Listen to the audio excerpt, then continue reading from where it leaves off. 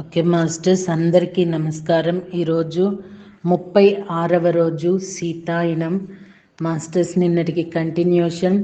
నిన్న కొంచెం ఆడియో అంతా కొన్ని అనుభవాలు తెలియజేయడం జరిగింది, మీతో నేను పంచుకోవడం జరిగింది. ఎందుకంటే ఈ జ్ఞానంలో అది అవసరమేమోనండి, అలా వచ్చింది.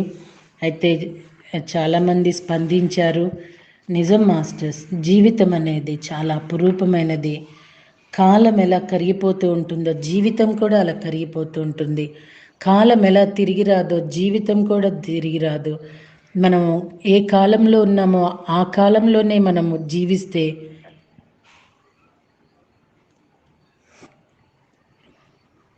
ఆ కాలం అనేది మనకి కలకాలం ఉంటుంది.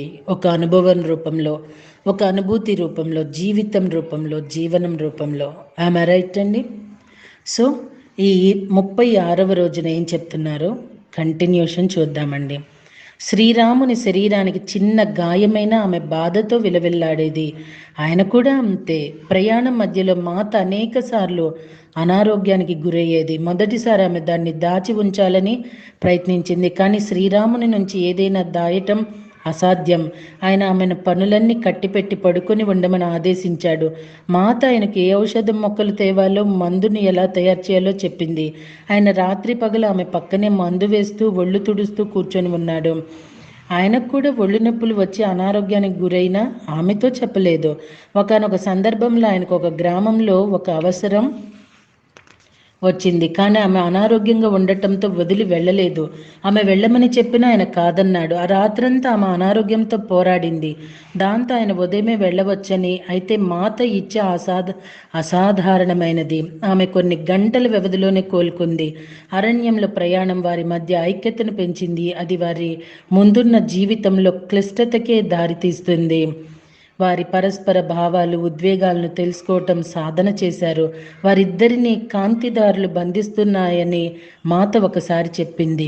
ఆ ఫిలమెంట్ల వల్లనే తమ ఆలోచనలు పరస్పరం ప్రసారం అవుతున్నాయని చెప్పింది. వారు ఒకే ఆభరణపు భిన్న కిరణాలు వంటి వారు. ఏర్పాటు అన్న మాటే లేదు అపహరణకు గురి అయ్యే వరకు. అయితే అది కూడా వికాసంలోని అనివార్య భాగమే. సోమ ఇక్కడ ఆగి మౌనంలోకి వెళ్ళింది. ఆమె కళ్ళు మెల్లగా మూసుకుపోయాయి. ఆమె ధ్యాన స్థితిలోకి వెళ్ళిందని మేము గ్రహించాము. మేము ఒక గంట ఎదురు చూసాం, కానీ తర్వాత ఆమె వెంటనే ఆ స్థితి నుంచి బయటకు రాదని గుర్తించాము. మా అమ్మ మేము వెళ్ళే సమయం దగ్గర పడిందని సూచించింది. మేము మౌనంగా నిష్క్రమించాం. మేము ఆశ్రమం కుటీరం చేరే వరకు అమ్మ ఏమీ మాట్లాడలేదు. అందుకు ఆమెకు నేను కృతజ్ఞతలు తెలిపాను. ఎందుకంటే నాకు మాట్లాడే అభిలాష లేదు. ఒక్క రోజులో నా ప్రపంచం తలక్రిందులైనట్లు ఉంది. సోమ చెప్పింది నాకు అర్థం కాకపోయినా అయోధ్యలో మాకు తెలిసింది అర్ధ సత్యమేనని గ్రహించాను. మాకు తెలియంది ఎంతో ఉంది. సోమ తన జ్ఞానం పంచుకోవటం మొదలుపెట్టింది. ఆశ్రమానికి వెళ్ళి మా అమ్మ పడుకుంటే నేను ఆమె వైపు చూసి, అమ్మ ఏం ఆలోచిస్తున్నావు అన్నాను. ఆమె కళ్ళు తెరిచి, మనం ఎంత అదృష్టవంతులం, సోమను కలిసాం.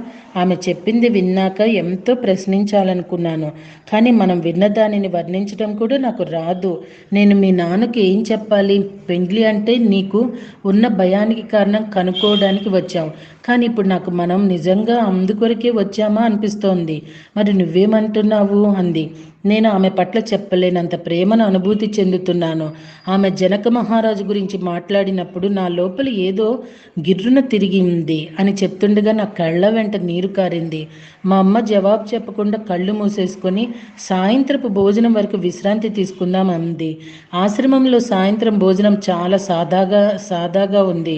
గురువుగారు మా వద్దకు వచ్చి, సోమ మీతో మాట్లాడిందా లేక ధ్యానంలో ఉందా అన్నారు. ఆమె చాలాసేపు మాట్లాడిందని మా అమ్మ చెప్పింది. ఆయన బిగ్గరగా నవ్వుతూ, ఆమెడ మీకు మిథుల కథలు చెప్పిందా అని అడిగారు.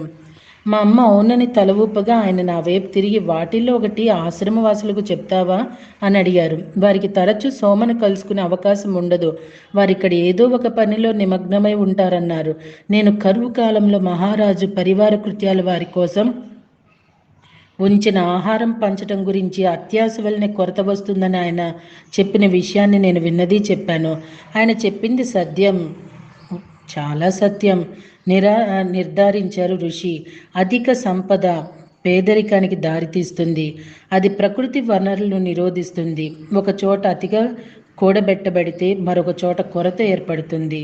ఒకానొక నది ఆటంకాలు లేకుండా ప్రవహిస్తే అవసరం కొద్దీ ప్రతీదీ పంచబడుతుంది. ఏదైనా విరోధం ఏర్పడితే, ఎక్కడైనా అతిగా ఒండ్రు పేరుకుపోతే ప్రవాహం నిరోధించబడి అనారోగ్యానికి దారితీస్తుంది. అది మనలో చాలామంది ఇంకా నేర్చుకొని ప్రకృతి సత్యం, జంతువులకి ఈ సత్యం తెలుసు అనుకుంటూ, అందుకే అవి అవసరానికి మించి తీసుకోవు, వాటికి అత్యాశ తెలియదు. మనం మనుషులం మాత్రమే ఈ ప్రమాదకర లక్షణాన్ని ప్రదర్శిస్తాము. జనక మహారాజు చాలా వివేకవంతుడు. ఆయన ప్రకృతి నియమాలను చక్కగా అర్థం చేసుకొని తన సామ్రాజ్యాన్ని ఆ నియమాల ఆధారంగా నిర్మించాడు. ఆయన శక్తి కంటే జ్ఞానానికి విలువ ఇచ్చాడు. సంవత్సరాలు గడిచే కొద్దీ ఆయన రాజ్యం బలహీనపడ్డాన్ని మనం చూస్తున్నాం. ఎందుకంటే భవిష్యత్తులో జ్ఞానం అన్నది అత్యంత విలువైన అంశం కాదు, శక్తియే విలువైనది. సీత మనకు బోధించిన ముఖ్య విషయాల్లో ఒకటి ప్రకృతి నియమాలు తెలుసుకొని వాటికి అనుగుణంగా జీవించమని. అందుకే ఆమె తన కుమారులను ఇక్కడ పెంచింది.